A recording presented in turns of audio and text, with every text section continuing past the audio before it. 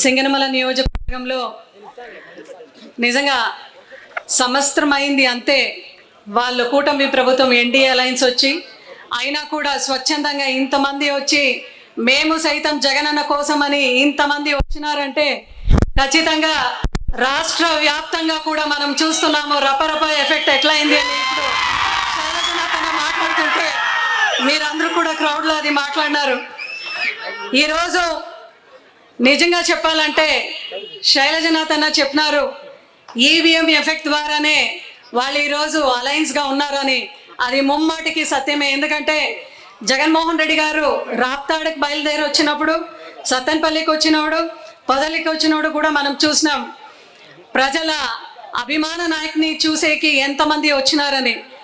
ఆ ఒక్క జనసంద్రం చూసి ఈరోజు కూటమి వాళ్ళందరూ భయపడి మన పైన కేసులు పెట్టి ఆకాంక్షలు విధిస్తున్నారంటే నిజంగా మనం ఎక్కడ కూడా ఓడిపోలేదు.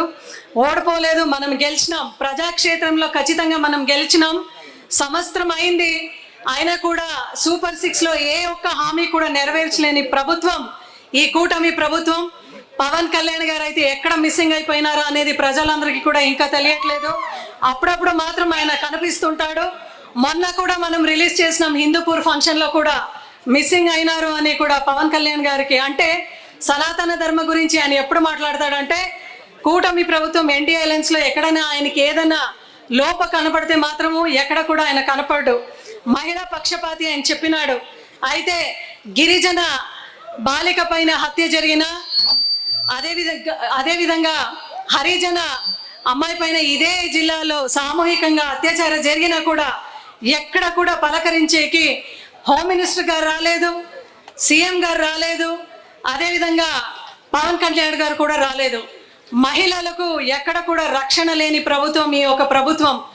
ఈరోజు కూడా చూస్తే ఒక సంవత్సరం అయినా కూడా గత ప్రభుత్వం జగన్మోహన్ రెడ్డి గారు అని మాట్లాడతారే తప్ప ఎక్కడ కూడా వాళ్ళ డెవలప్మెంట్ ఎక్కడ జరిగింది అని కూడా ఏ మాత్రం మనము చూసే కూడా ఏ మాత్రం కూడా మనకు అవకాశం లేకుండా పోయింది.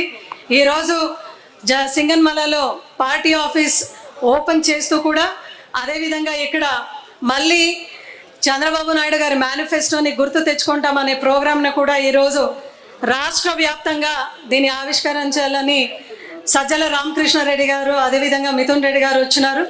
సో వాళ్ళు ఏదైతే చెప్తారో ఈ 35 days మనం ప్రజల్లో ఎట్లా తీసుకొని పోవాలా జిల్లా వ్యాప్తంగా, మండల వ్యాప్తంగా, గ్రామ స్థాయిలో అనేది వాళ్ళందరూ కూడా మనకు వివరించి చెప్తారు.